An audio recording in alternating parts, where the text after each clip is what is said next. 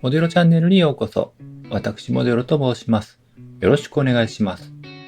前回、約18年ぶりのプラモ制作動画をお送りしましたが、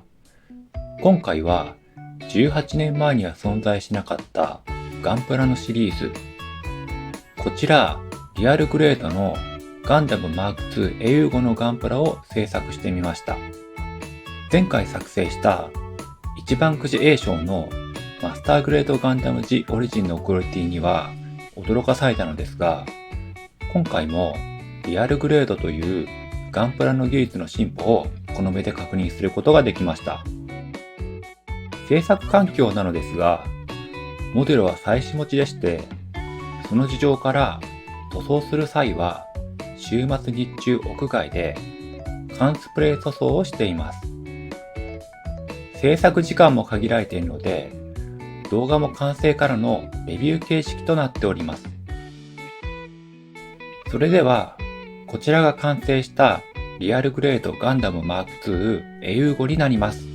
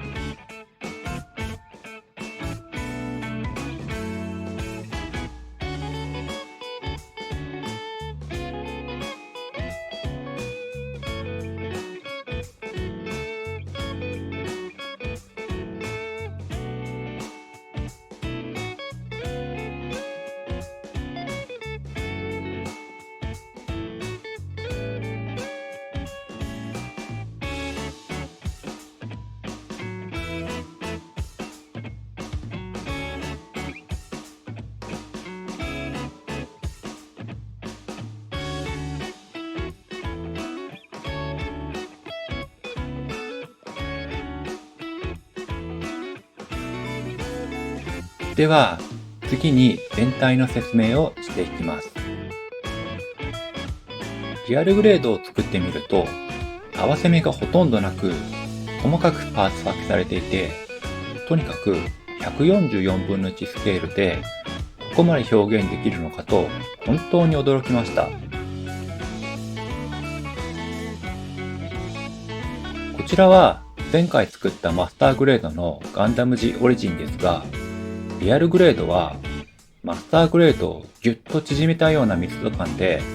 小さいながらもかなりの存在感があります。サイズも144分の1は場所を取らないので、その点もモデル的には嬉しいです。ただ、細かいパーツが多いせいか、制作中はこんなタッパーに入れて作業していましたが、制作に時間のかかるモデルにとってパーツを紛失する恐れがあるので注意が必要でした。リアルグレードにはアドバンスト MS ジョイントという技術、半分完成した内部フレーム用手や足の関節パーツがランナー状態になっているのにはびっくりしました。前回作ったマスターグレードのガンダム G オリジンには手のパーツにそれに似た技術があり、こちらは手のボールジョイントがセットになってランナーになっていましたが、リアルグレードはボールジョイントに加えて腕や足のスライド機構もそのままセットになっているので、かなり複雑だと思いました。ものすごい技術だと思うのですが、難点もあり、切り離した細かいパーツを何度もねじりながらはめ込んでいくのですが、この作業が非常に繊細で、いつ折れるかハラハラしながら制作していました。実は自分の息子にもマーク2のティターンズカラーを買ってあげましたが、この部分は息子に見せながらモデルが作業しました。動力パイプについて説明します。リアルグレードガンダムマーク2の動力パイプには特殊なパーツが使われていました。こちらは既存の動力パイプですが、このようなメッシュパイプとワイヤーからできていて、説明書に指示された長さに自分でカットしてはめ込んでいきます。ただ、ワイヤーが比較的細いので、パーツ固定は結構難しかったです。今回、色を変えたかったので、別売りのこのメッシュワイヤーを買って取り付けました。こちらのメッシュワイヤーは既存のものよりもメッシュとワイヤー間の隙間がないので安定感がありました。しかしこの商品一つ問題があって、このようにカットして時間が経つとメッシュがほつれてしまいます。そこでセロハンテープをメッシュワイヤーに巻いてからカットするという方法を試してみました。この方法でほつれや緩みを補強しています。テープの合わせ目がパーツの裏側に来るように設置したので、見た目はそれほど悪くないと思うのですが、今思えば両面テープを両端に巻く手法もあったかなと思いました。塗装について説明します。ちょっと変わった特徴として、パーツの下処理が終わった後、基本的にサーフェーサーを吹いてパーツの傷等を調整するのが一般的だと思いますが、モデルの場合、サーフェーサーは色の一部として使用しています。理由は2つありまして、時間短縮とコスト削減です。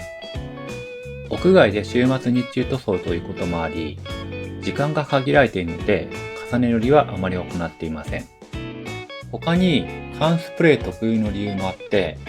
缶スプレーはこのようにボタンを押して塗装しますが、噴射量の調節が非常に難しく、というかほぼできないです。中途半端に押しても塗装ミストがダマになる恐れがあるだけなので、基本はしっかり押しますが、調節できない分、エアブラシよりも噴射量が多めだと思うので、後塗りを避けるためにも短時間で塗る必要があります。コストについては、正直缶スプレーは中長期で考えるとエアブラシよりも塗装コストが割高だと思います。サーフェイサーのロング缶は少し安めなので、こちらをなるべくカラーの一部として使いたいというのがありました。塗り方はこんな感じで左から右にさっと吹いて、これを数回繰り返します。距離は多分エアブラシよりも長い距離だと思いますが、だいたい20センチ前後ですかね。噴射量が多いので、なるべく距離を取った方がいいです。あと、缶スプレーの癖として、吹き始めと吹き終わりの瞬間のエアが安定しないので、必ずパーツから外した状態から吹き始め、そして吹いた後パーツのない部分で吹き終わる、この流れが必須になります。こちらが今回使用した缶スプレーになります。墨入れはなるべく溶剤を使わないためにシャーペンを使用しましたが、前回マスターグレードで使用した 0.3 ミリでは大きすぎたので 0.2 ミリを使用しました。0.2 ミリは芯がものすごく折れやすいので使用には注意が必要です。シールですが、リアルグレードは今回初めてでしたので、付属していたリアリスティックデカールを忠実に貼ってみました。このキラキラした部分がリアリスティックということらしいのですが、それ以外の部分は普通のテトロンシールのようでした。今回非常に大変だったのはこのシール貼りだったんですが、ありがとう。はい、こちら息子が制作したマーク2ですが、すでに遊びすぎてパーツが結構紛失していますね。このようにシールを普通に貼っていくと余白が多くてはみ出したり、穴や溝を普通に埋めたりとなかなか大変なことになります。またキラキラした部分は強度があまりなく、墨を立てたりするとすぐ削れてしまいます。今回は子供が赤ちゃんの時に使用した爪切りバサミがあったので、こちらでシールを細かくカットしていきました。切るのと貼るのに時間がかかって本当に大変でしたが、はみ出しもなく穴や溝も塞がないように貼れました。肘関節部分のキラキラは削れてしまったので、100均のホイールシールで作り直しています。全体的に綺麗に貼れたと思いますが、やはりテトロンシールなので光を当てると厚みが目立ちますね。ウェポンですが、こちらはビームライフル、ハイパーバズーカー、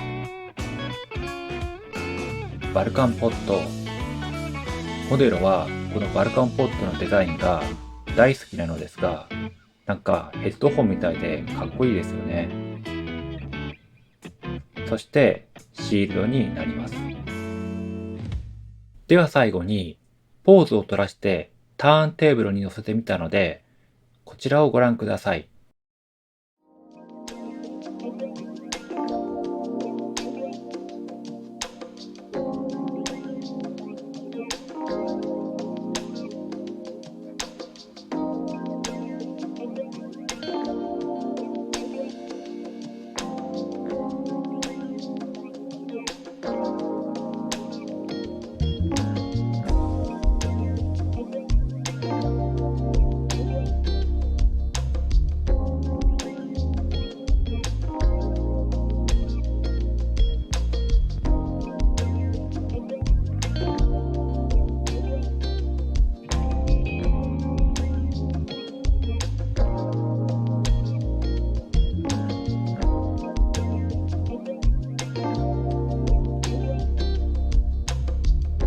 いかがだったでしょうか。